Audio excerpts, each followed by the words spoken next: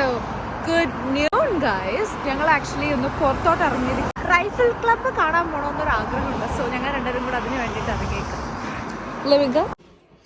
So guys, this was my outfit. It is styled by Megha Ravindran. There is my stylist.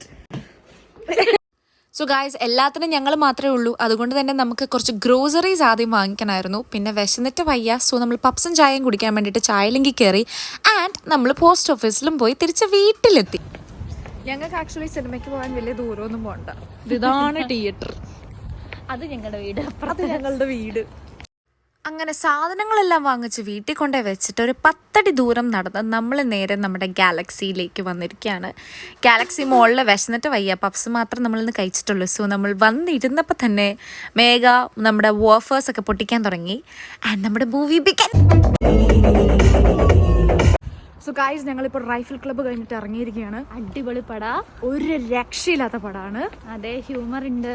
പിന്നെ അതിനകത്ത് എന്താ അടിപൊളി humour ഉണ്ട്. അതുപോലെ തന്നെ നാത്തുംപോർ എന്നൊക്കെ പറഞ്ഞു കഴിഞ്ഞാൽ ഇതാണ് നാത്തുംപോർ അല്ലേ? അത്രയ്ക്കൊന്നും കാണിച്ചിട്ടില്ല നീ. അടിപൊളി പടാ ഗൈസ്, പോയി കാണു.